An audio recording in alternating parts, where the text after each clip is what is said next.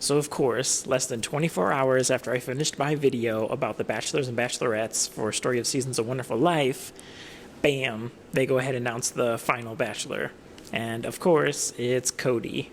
So I'm a little bit annoyed, but I'm also really happy because, I'm really excited about A Wonderful Life, and I'm glad that they're giving us updates on a pretty steady basis. So first, let's look at the artwork, and then we'll look at the new screenshots. Story of Seasons design, Harvest Moon design. So this is what his character looked like originally. You can see that he looks completely different in the original game. You might even say that he's like a completely new character because character design wise, it's completely different. So now let's look at the new Bachelor and the new screens that they just released and then compare it to the original Harvest Moon: A Wonderful Life. Here's an up-close screenshot of his face. Can I just say I love the purple eyes that they gave him. And here he is meeting the main character. In this shot, it's taken a little bit further away, so we can see a little bit more of his character design. And then this screenshot here, this is what he looked like in the original Harvest Moon: A Wonderful Life. So his new character design, it's good, but it's not that much like his original character design. So I think it's going to be kind of like a mixed reaction from Harvest Moon and Story of Seasons fans. And then this is going to kind of go off into a different topic that I might do a video on later.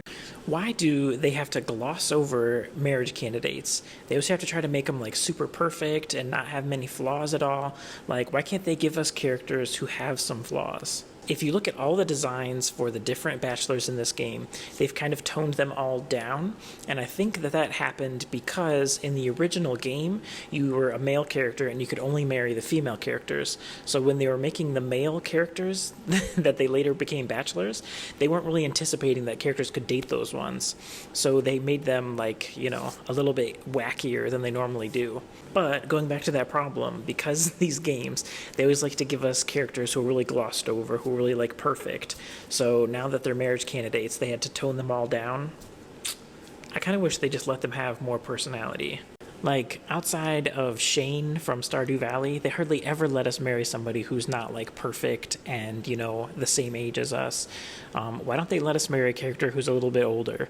Why don't they let us marry a character who's, maybe on the chubby side or, balding or, has some other type of flaw? Am I the only one who has this complaint? Because for me, when I'm dating the person, I want to have something interesting happen. I want them to work through some issues. I want them to talk about something that's different than, oh, I like going fishing. Oh, I like going running. Nah, I want to see people deal with real issues, But yeah, what do you guys all think about that? Either way, don't forget to subscribe and leave me a like, and I'll see you guys next time.